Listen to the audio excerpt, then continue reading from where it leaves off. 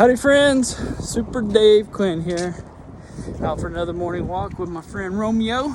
I wanted to share an insight that I had over Thanksgiving. We talked about in one of my earlier videos about taking time to reflect during Thanksgiving and solving a problem. And one of the things that came to mind really wasn't a problem, but I realized that several years ago I did an exercise with a friend.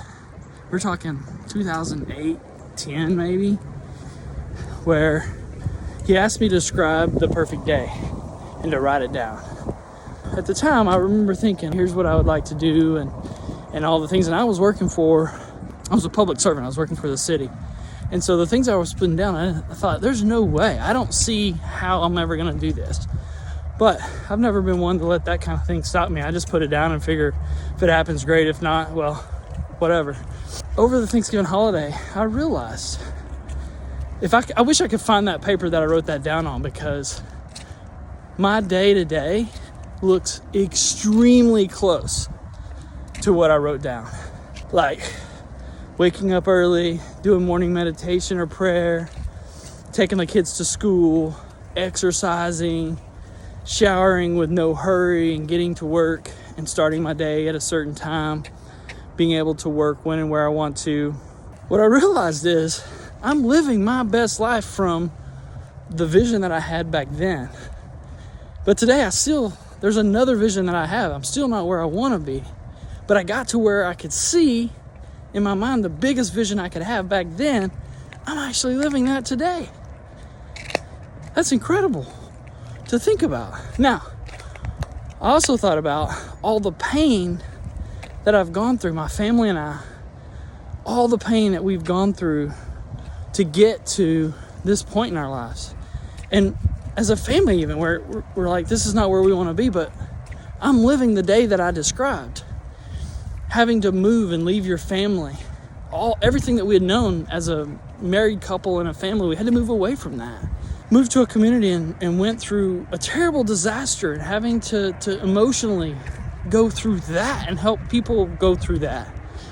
And then moving again when we finally got settled in a new place, moving again to another new place and feeling completely out of my comfort zone, being around the type of people that I'd never been around and having to become comfortable with that lifestyle and that mindset and understanding the pros and cons of it. And then having to go through the leap into entrepreneurship and just the sheer terror that's involved in stepping away from a perceived safe position and a lot of steady income to go try to kill something on my own and drag it home and eat it, and having to get up every day to do that. And then having the vision and overcoming fear to start something new even inside of that, and putting it out and saying, I hope people like this, and I hope they understand what I'm doing and where it's coming from. And then having people do that, buy into your vision and buy into what you're doing and have it start to work. All of those things were terribly scary and at times caused a lot of stress and anger and guilt and fear and just a whole host of emotions that is typical. But I realized that it's the struggle that was necessary in order to get me to today, which over 10, 15 years ago was the big vision that I had.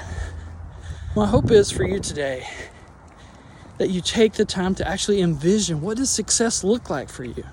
And put it out there, no matter how big, no matter how you think. Don't worry about the how, but just write down what is success. And then be prepared to face all of the struggles and the challenges if you want to climb a mountain, you're going to have to do some stuff that's scary and that you're going to have to give up comfort and the things that you may know. But I want to encourage you that if you design the life that you want and truly think about it, not one that the world says you should have, not like I want to own a Lamborghini or something, but truly, what does success look like for you? And don't worry about if somebody else's success looks different. Define it for you, and once you take the time to define that for you, then when the challenges come, when the struggles and the fear and all the other stuff comes, you're not going to be worried about it. You're going to be willing to put up with and go through and lean into those fears and that uncomfortableness. I truly hope that you'll take this to heart and you'll begin, as we kind of go into this end of year cycle and you're thinking about the next year and what you want, really get very clear on what does success look like for you. Like at the daily, at 9 o'clock, if you could be doing anything you want to be doing, what would it be? Most of us, you might say sitting on the beach somewhere, but that's not realistic. That's not what you want every day. You may think so, but it's not. What would you, if you got up every day to make a difference, to have a purpose in the world, what would you be doing every hour of the day? Describe it. Get really clear on it, and then watch. And don't worry about when it's going to happen or how long it's going to take. It took me 15 years. Almost didn't realize that it was happening. It was through a reflective time that I even realized, oh my gosh, I'm living the vision that I had so many years ago.